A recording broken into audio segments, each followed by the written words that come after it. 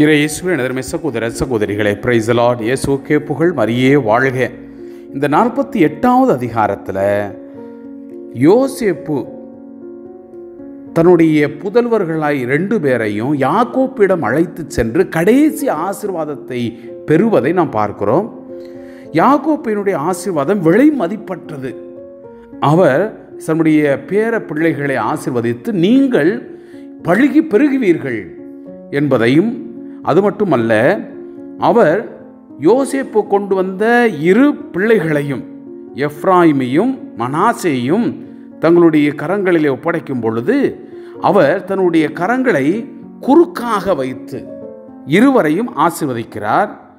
அந்த வலக்கையை இளையவன் எப்ராயிம் மீதும் இடக்கையை மனாசே மீதும் வைக்கும் பொழுது யோசேப்பு கொஞ்சம் கோவப்படுகிறார்.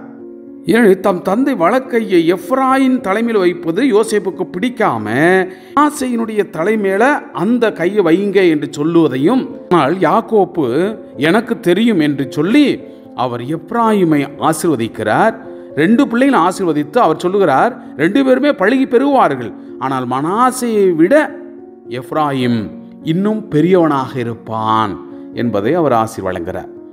ஆசி வழங்கிய பின் யோசேப்பை நோக்கி, இதோ செக்கேம் பகுதியில் நான் கைப்பற்றிய அந்த நிலத்தை நீ பெரியவனாக எல்லாத்துக்கும் வல்லமை உள்ளவனாக இருப்பதால் அதை நான் உனக்கு சொந்தமாக்கி கொள்கிறேன் என்று சொல்லி அந்த நிலப்பகுதியை கொடுக்கிறார்.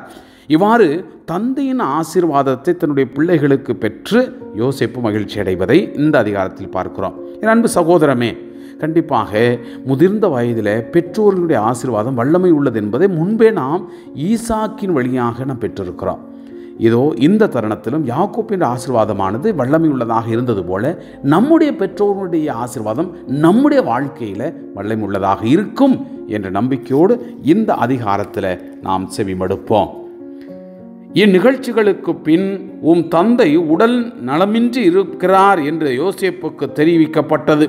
உடனே அவர் தம் 2 மைந்தர்களாகிய மனாசேயையும் எப்ராயிமையும் அழைத்து கொண்டு சென்றார். இதோ உம் மகன் யோசேப்பு உம்மை காண வந்திருக்கிறார் என்று அறிவிக்கப்பட்டவுடன் யாக்கோப்பு பெரும் முயற்சி செய்து எழுந்து கட்டிலின் மேல் அமர்ந்தார்.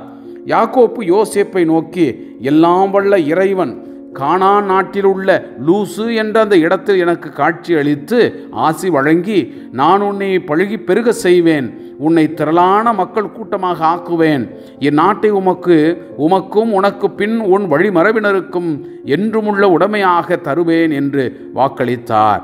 ஆகையால் நான் எகிப்திற்கு வந்து உன்னிடம் சேர்ந்ததற்கு முன்பே உனக்கு இந்நாட்டில் பிறந்த 2 மைந்தரும் எம் புதல்வர்களாயிருப்பார்கள்.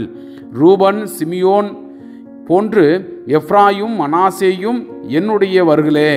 இவர்களுக்கு பின் உனக்கு பிறக்கும் ஏனைய புதல்வர்கள் உன்னுடையவர்களாகவே இருப்பார்கள்.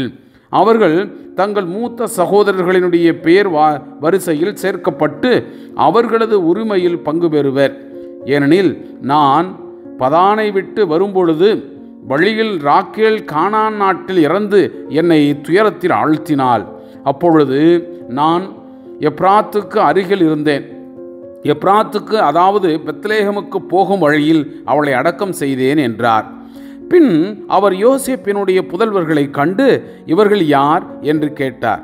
யோசேப்பு தம் தந்தையிடம், இந்நாட்டில் கடவுள் எனக்கு தந்தருளின மைந்தர்கள் இவர்கள்தான் என்று சொல்ல, அவர் அவர்களை என் அருகில் கொண்டு வா, நான் அவர்களுக்கு ஆசி வழங்குகிறேன் என்றார். ஏனெனில் வயது முதிர்ச்சியினால் இஸ்ரேலினுடைய பார்வை மங்கி போக அவர் எதையும் காண முடியாதவராய் இருந்தார். யோசேப்பு அவர்களை அவர் அருகில் கொண்டு வந்தவுடன் அவர் அவர்களை முத்தமிட்டு அரவணைத்து கொண்டார். பின்னர் இஸ்ரேல் யோசேப்பை நோக்கி, உன் முகத்தை நான் காண மாட்டேன் என்றே நினைத்தேன், ஆனால் உன் வழிமரபையும் கூட நான் காணும்படி கடவுள் அருள் செய்தார் என்றார்.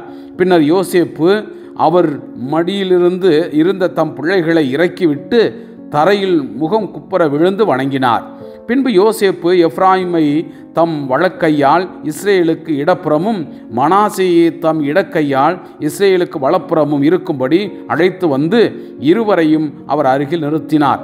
ஆனால் இஸ்ரேல் தம் கைகளை குறுக்காக நீட்டி வலக்கையை இளையவன் எப்ராயிமின் தலைமீதும் இடக்கையை தலைமகன் மனாசேயினுடைய தலை மீதும் மாற்றி வைத்தார். அவர் யோசேப்புக்கு ஆசி வழங்கி கூறியது, என் தந்தையரான ஆபிரகாமும் ஈசாக்கும் எந்த கடவுள் திருமுன் நடந்து வந்தனரோ அந்த கடவுளே இன்று வரை என் வாழ்நாள் முழுவதும் எனக்கு ஆயராக விளங்கி வருகிறார். அந்த கடவுள் என்னை எல்லா தீமை நின்றும் மீட்ட தூதர் இச்சிறுவர்களுக்கு ஆசி வழங்குவாராக. மேலும் என் பெயரும் என் தந்தையரான ஆபிரகாம் ஈசாக்கின் பெயர்களும் இவர்கள் மூலம் நிலைநிற்பனவாக. மண்ணுலகில் இவர்கள் பெருந்திரளாக பழுகுவார்களாக. தம் தந்தை வலக்கையை எப்ராயிம் தலைமையில் வைத்திருந்தது யோசேப்புக்கு பிடிக்கவில்லை. எனவே அவர் எப்ராயிம் தலைமையிலிருந்த தம் தந்தையினுடைய கையை மனாசேயினுடைய தலைமையில் வைக்கும்படி எடுக்க முயன்றார். யோசேப்பு தன் தந்தையை நோக்கி, தந்தையே, இது சரியன்று. இவர்தான் தலைமகன். இவன் தலையின் மேல் உமது வலக்கையையும் வையும் என்றார். ஆனால் அவர் தந்தை மறுத்து, தெரியும் மகனே, எனக்கு தெரியும். இவனும் ஒரு மக்களினமாக பழகி பெருகுவான். ஆனால் இவன் தம்பி இவனிலும் பெரியவன் ஆவான். அவன் வழிமரபினர் மக்களினங்களாக பெருகுவ என்று கூறினார். மேலும் அவர் அன்று அவர்களுக்கு ஆசி வழங்கி கூறியது, எப்ராயிம் மனாசேயைப் போல் உன்னையும் கடவுள் வளரச் செய்வாராக என்று உங்கள் பெயரால் இஸ்ரேல் ஆசி வழங்கும். இவ்வாறு அவர் எப்ராயிமை மனாசேய்க்கு முன் வைத்தார்.